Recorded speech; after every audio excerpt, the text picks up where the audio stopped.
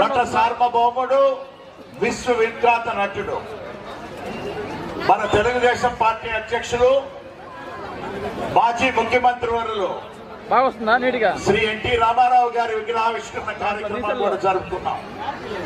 ఆ తర్వాత సుపరిపాలనలో తొలి కార్యక్రమం మన గౌరవ ముఖ్యమంత్రి వర్యులు నారా చంద్రబాబు నాయుడు గారు పెద్దలు వారి ఆదేశాల మీదట విద్యాశాఖ మంత్రులు శ్రీ నారా లోకేష్ బాబు గారి ఆలోచనతో ప్రతి ఇంటికి వెళ్లి ఈ సంవత్సర కాలంలో మన ప్రభుత్వం ఎన్డీఏ ప్రభుత్వం చేసిన కార్యక్రమాలన్నీ కూడా తెలుపమని వారు చెప్పారు.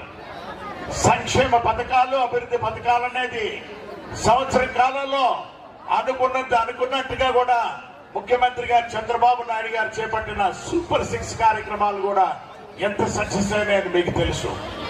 ఢిల్లీ విషయాలు చెప్పాలనంటే ప్రధాని మంత్రి గారి దగ్గరికి నరేంద్ర మోడీ గారి దగ్గరికి వచ్చి ముఖ్యమంత్రి గారు చంద్రబాబు నాయుడు గారు, అదేవిధంగా ఉప ముఖ్యమంత్రి గారు పవన్ కళ్యాణ్ గారు కూడా జల్ జీవన్ మిషన్ అనే కార్యక్రమం కుంటుబడిపోయి ఉండేది ఆంధ్రప్రదేశ్ లో గడిచిన ప్రభుత్వంలో. మరొకసారి దాన్ని పునరుద్ధీక్షకు చేయమని చెప్పని ఇద్దరు అడిగిన తర్వాత ముఖ్యమంత్రి గారు ఇంకొక 2 సంవత్సరాల కాలాన్ని ఆ జల్ జీవన్ మిషన్ అనేది, అంటే ప్రతి ఇంటికి హర్ ఘర్ జల్, అంటే ప్రతి ఇంటికి ఒక కుళాయి ఇవ్వాలనే కార్యక్రమం అనేది, ఆ కార్యక్రమానికి ఈ మధ్యనే మార్కాపురంలో శంకుస్థాపన చేసుకున్నాం మన ఉప ముఖ్యమంత్రి గారు పవన్ కళ్యాణ్ గారితో కూడా.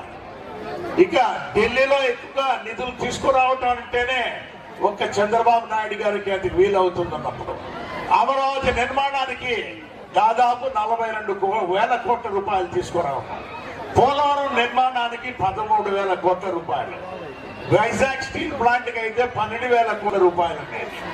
ఇక రోడ్ల నిర్మాణానికి అన్ని రకాలుగా కూడా అధిక నిధులు కూడా తీసుకురావటం కూడా చూస్తున్నాం.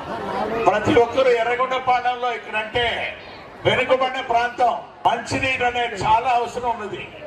ఈ మంచినీటి ఎద్దటి అనేది ట్రాన్స్పోర్టేషన్ వల్ల జరుగుతున్నప్పుడు ఉండేటప్పుడు మమ్మల్ని గవర్నమెంట్ ఆర్ఓ ప్లాంట్లు అనేది కూడా కొన్ని నిర్మాణం చేయడం కూడా జరిగింది. మా అన్నగారు కీర్తిశేషులు మాగుంట సుబ్బరామరెడ్డి గారు, ఆ తర్వాత మా వదినమ్మ గారు పార్వతమ్మ గారు కూడా ఈ ప్రాంతంలో చేసిన సేవలు అనేది కూడా ఇప్పటికీ ప్రజల్లో కూడా మర్చిపోవాలనేది.